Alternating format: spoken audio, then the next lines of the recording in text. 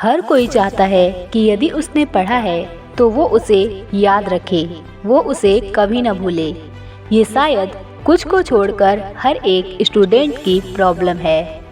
आप इस चीज़ से बहुत परेशान भी हैं। अगर इंसान अपने टाइम और मेहनत को लगाकर कुछ पढ़ रहा है तो जाहिर है कि वो ये नहीं चाहेगा कि वो उसे भूल जाए और उसके सारे एफर्ट बेकार चले जाएं। तो प्रॉब्लम का सॉल्यूशन तो है, पर उस पर आपको खड़ा उतरना होगा। यदि आप खड़े उतरते हैं तो आपका प्रॉब्लम जरूर सॉल्व होगा। टिप नंबर 1, पढ़ाई उस वक्त की जानी चाहिए जब आपका माइंड बिल्कुल फ्रेश हो, आपका दिमाग आपके कंट्रोल में हो, और वो समय होता है मॉर्निंग का। Morning is best time for reading. Morning में जब हम उठते हैं तो हमारे दिमाग में या फिर हमारे अगल बगल इधर उधर की बातें नहीं चल रही होती, तो इस वक्त आपके शांत खाली दिमाग में कोई चीज़ बहुत अच्छे से बैठ जाती है।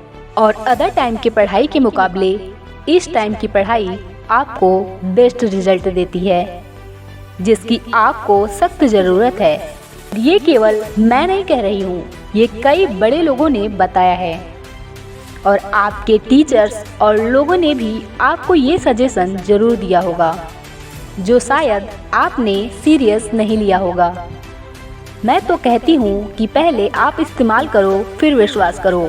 हमारे देश के वर्तमान प्रधानमंत्री नरेंद्र मोदी जी का भी यही कहना है कि हमें सुबह पढ़ाई करनी चाहिए, और सबसे बेस्ट टाइम होता है ये पढ़ाई करने का।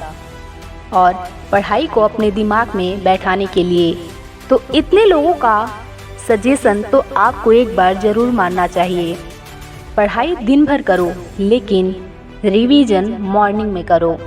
टिप नंबर 2, कम पढ़ो पर ठोस पढ़ो। हमारे एक सर थे, वो जब भी क्लास में आते थे तो एक चीज़ ज़रूर कहते थे कि कम पढ़ो पर ठोस पढ़ो। हमें उतना पढ़ना चाहिए जो हमारे लिए मोस्ट इम्पॉर्टेंट है। अब आप बहुत कुछ पढ़ लेते हैं पर याद कुछ नहीं है तो क्या फ़ायदा आपके पढ़ने का। आप 20% ही पढ़िए, लेकिन अच्छे से पढ़िए। वही 20% आपको 80% दिला सकता है।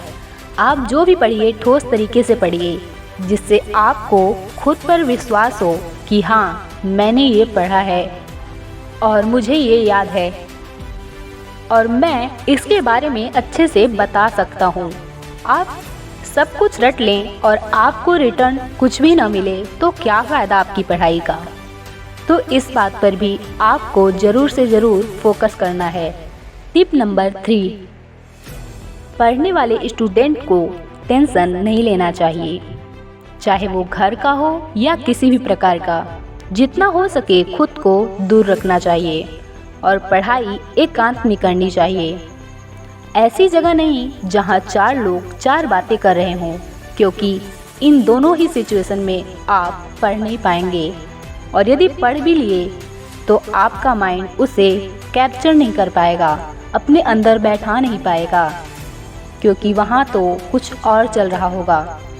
तो वो उसे कैसे बैठाएगा, और दिमाग में बैठेगा ही नहीं तो याद कैसे रहेगा।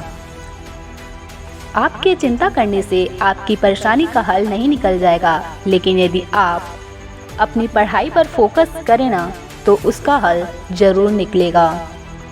अगर आप मेरे इन सजेशन को मानते हैं तो 100% आपके प्रॉब्लम का सॉल्यूशन आपको ज़रूर मिलेगा और आपका प्रॉब्लम सॉल्व हो जाएगा।